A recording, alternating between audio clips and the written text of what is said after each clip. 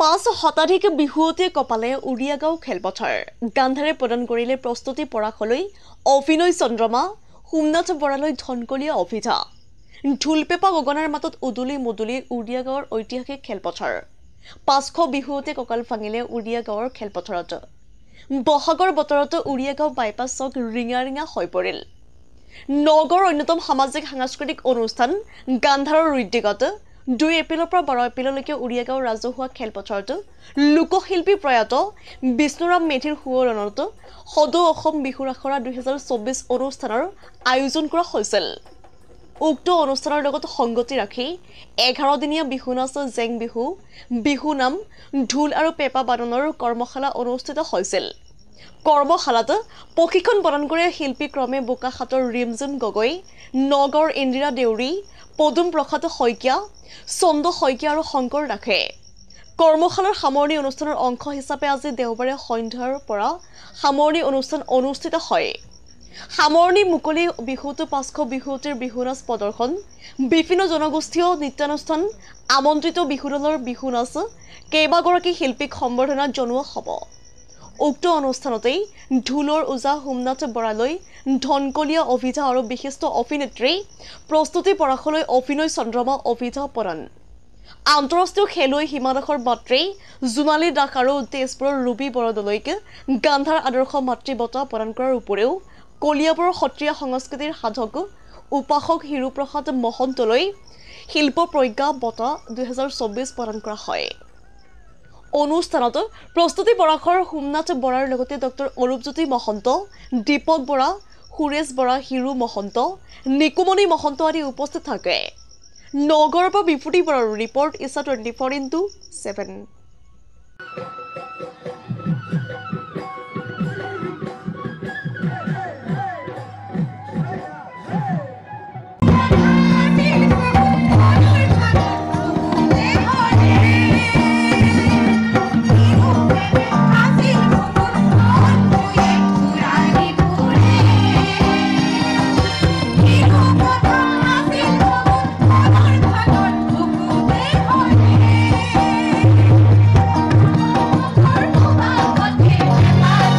মই গান্ধাৰ সম্পাদক প্ৰদীপ বৰা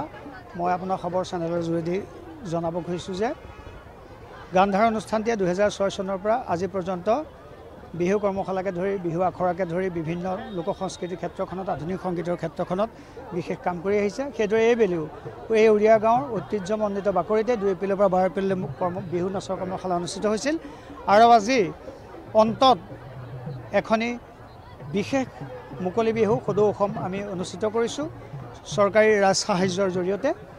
আৰু ইয়াতে মোহময় অভিনেত্ৰী প্ৰস্তুতি পৰাশ বাইদেউক আমি অভিধা প্ৰদান কৰিম অভিনয় চন্দ্ৰমা আৰু লগতে হিৰু মহন্ত ডাঙৰীয়া শিল্প প্ৰাজ্ঞ আৰু লগতে আমাৰ কাৰণে এটা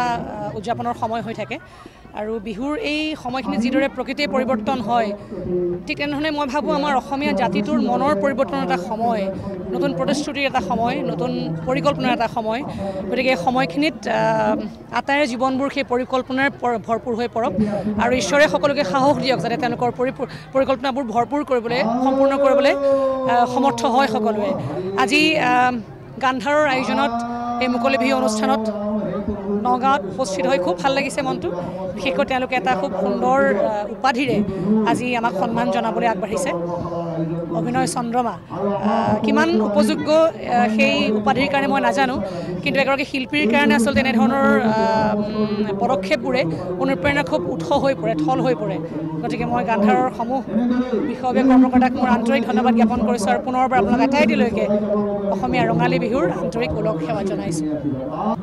মই জয়তে অসমবাসী ৰাইজলৈ শেহতীয়াকৈ হ'লেও ৰঙালী বিহু শুভেচ্ছা জ্ঞাপন কৰিছোঁ শ্ৰদ্ধা জনাইছোঁ সেৱা জনাইছোঁ আৰু আপোনালোকৰ যিকেইটি চেনেলে ইয়াত অংশগ্ৰহণ কৰিছে সকলো চেনেলৰ যোগেদি মই অসমবাসী ৰাইজক সেৱা জনাইছোঁ বিহু বুলিলে ঢোল ঢোল বুলিলে অসমীয়া জাতি যদি ঢোল জীয়াই থাকে বিহু জীয়াই থাকিব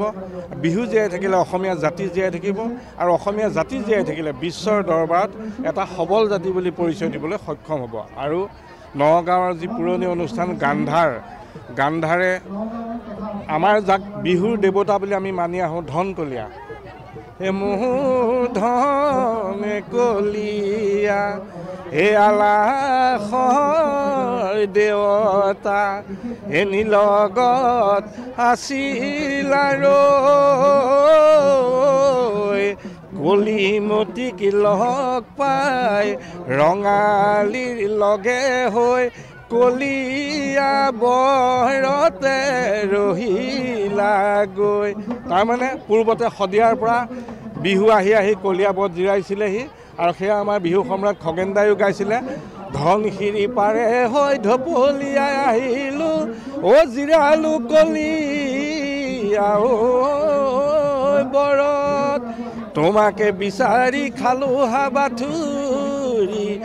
তোমাক নাপালোহি ঘৰত। এই নগাঁও উৰিয়া গাঁৱৰ আমাৰ গান্ধাৰ অনুষ্ঠানে সেই ধনকলীয়া উপাধিটো অভিধা হিচাপে মোলৈ প্ৰদান কৰাৰ বাবে তেখেতসকলে মোক নিৰ্বাচন কৰাৰ বাবে মই তেখেতসকললৈ আন্তৰিক ধন্যবাদ জ্ঞাপন কৰিছোঁ। মই নাজানো এইটো সন্মানৰ মই